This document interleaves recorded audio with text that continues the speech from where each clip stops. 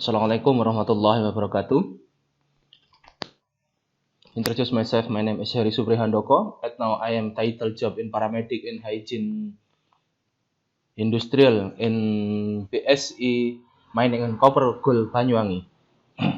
I want to tell my description in II Castrada Indonesia. My title is pengaruh teknik relaksasi nafas dalam terhadap penurunan tekanan darah karyawan PT Bumi Sukses Indo yang menderita hipertensi.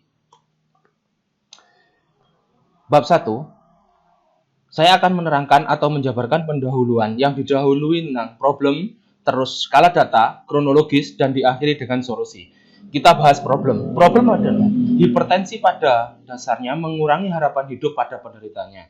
Penyakit ini menjadi muara beragam penyakit yang bisa mengakibatkan kematian. Hipertensi atau peningkatan tekanan darah termasuk dalam konsekuensi fungsional negatif yang dialami oleh tubuh. Menurut William, dengan nafas dalam dapat merubah dari negatif fungsional konsekuen menjadi positif fungsional konsekuensi, yaitu dari peningkatan tekanan darah menjadi penurunan tekanan darah. Skala data, kami melakukan studi pendahuluan dengan melihat data. Skala data kami adalah hipertensi sebagai penyebab kematian nomor 3 tiap kabupaten atau kota di Indonesia. Di PT Bumi Sukses Indo didapat bahwa 28% karyawan menderita hipertensi. Skala data dan kronologis kami adalah tujuan untuk penanganan klien dengan hipertensi adalah menurunkan tekanan darah mendekati normal, dan salah satu tindakan pengelolaan penata laksanaan hipertensi dianjurkan untuk meminimalkan terapi farmakologis dengan tujuan menghindari efek samping. Dari keduanya, yaitu skala data dan kronologi yang seperti itu, akan diharapkan tekanan darah menjadi normal. Solusi yang kita tawarkan adalah tindakan mandiri yang dapat dilakukan oleh perawat untuk mengontrol tekanan darah, yaitu berkesinambungan. Salah satunya yaitu teknik relaksasi nafas dalam, Potter and Perry. Relaksasi nafas dalam yang dilakukan secara benar dan teratur dipercaya mampu menurunkan tekanan darah. Williams. Perlu dilakukan sebuah pembelajaran kepada penderita hipertensi agar dapat melakukan relaksasi nafas dalam.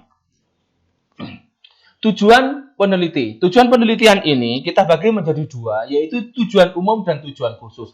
Tujuan umumnya adalah mengetahui pengaruh teknik relaksasi nafas dalam terhadap penurunan tekanan darah pada karyawan yang menderita hipertensi di wilayah kerja First Aid PT Bumi Sukses Indo. Tujuan khususnya yaitu ada 3. Yang pertama, mengidentifikasi mean tekanan darah sistol dan diastol sebelum diberikan teknik relaksasi nafas dalam. Yang kedua, mengidentifikasi mean tekanan darah sistol dan diastol setelah diberikan teknik relaksasi nafas dalam. Yang ketiga, menganalisa pengaruh teknik relaksasi nafas dalam terhadap penurunan tekanan darah sistol dan diastol. Dalam penyusunan proposal ini, kami mengacu pada 4 konsep teori yang menjadi tinjauan pustaka. Yang pertama, yaitu konsep hipertensi. Yang kedua, konsep relaksasi nafas dalam. Yang ketiga, konsep dasar sirkulasi. Yang keempat, kerangka teori.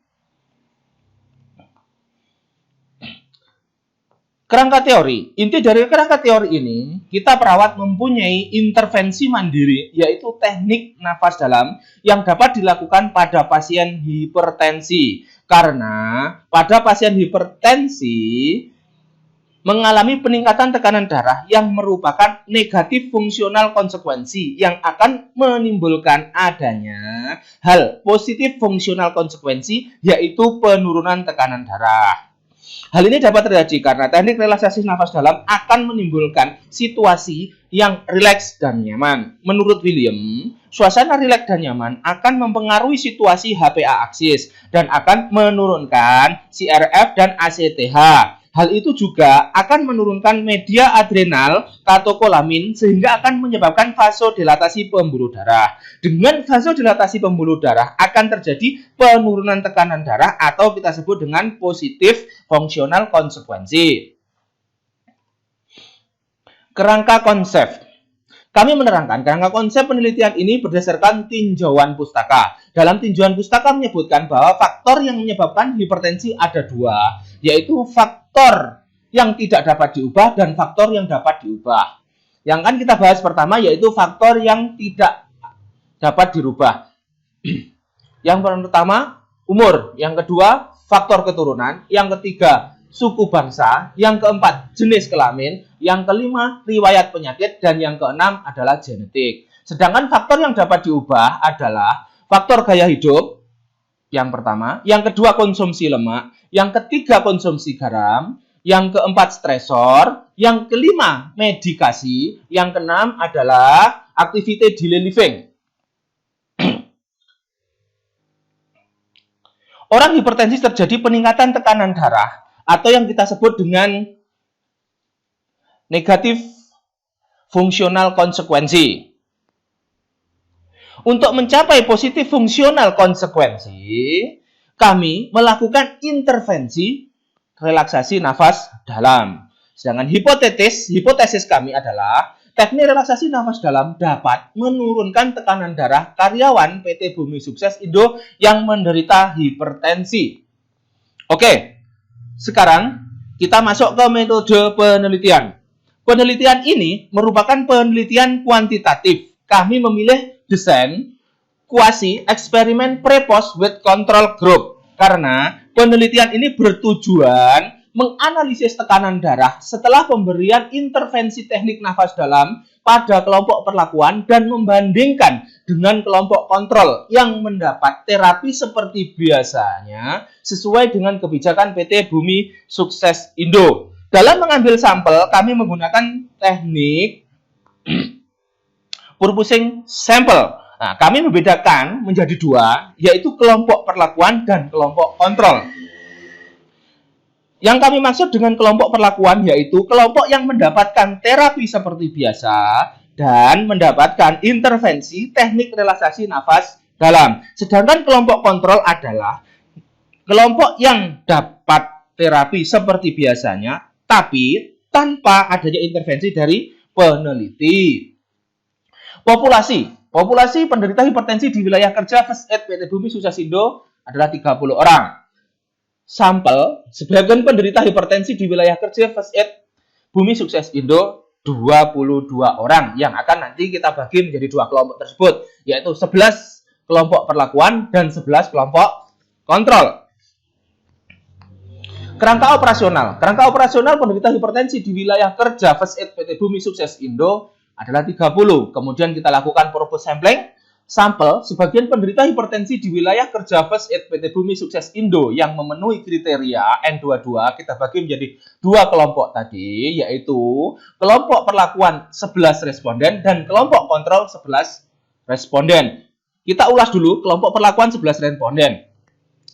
Kelompok perlakuan 11 responden, kita lakukan pengukuran tekanan darah pretest. Selesai itu, terus kita berikan terapi sesuai rencana dan intervensi nafas dalam, dosis pemberian selama 15 menit 3 kali sehari selama 7 hari yang akan dijadwalkan peneliti pada pukul 08 sampai 08.15 WIB, 13.00 sampai 13.15 WIB, dan 17 sampai 17 WIB.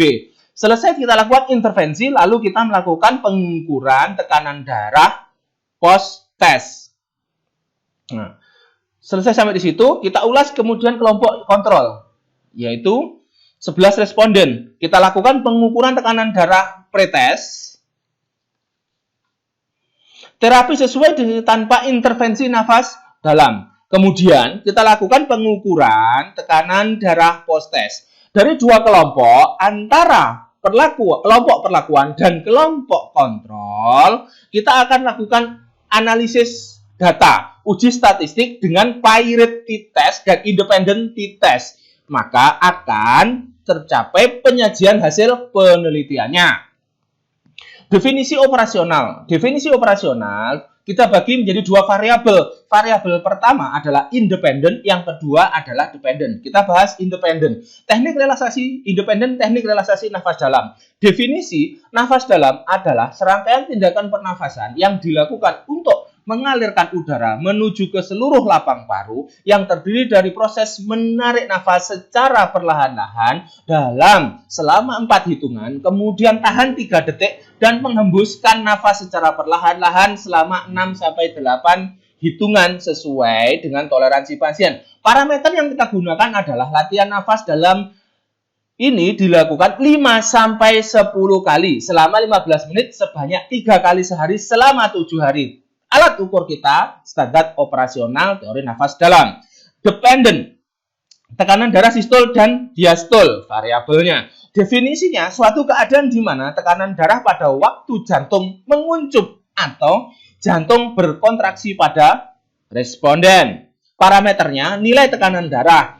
Alat ukurnya spiromaknometer jarum, stetoskop, dan lembar observasi. Skalanya menggunakan skala interval. Skor tekanan darah sistol dan diastol dinyatakan dalam milimeter Hg.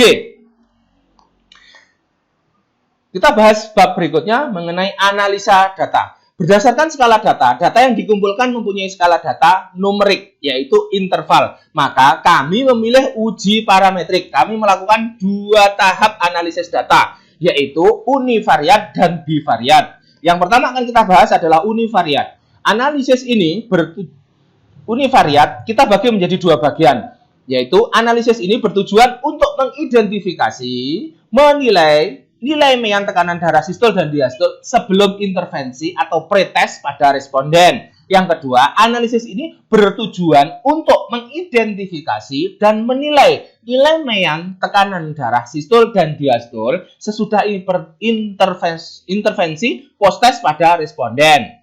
Skala data bivariat. Nah, kami menggunakan skala data bivariat ini dilakukan dengan uji Piret t-test, yaitu uji digunakan untuk membandingkan pre dan post test pada setiap kelompoknya. Sedangkan untuk membedakan data di antara keduanya, kita menggunakan uji independen test. Saya kira demikian dan terima kasih. Wassalamualaikum warahmatullahi wabarakatuh.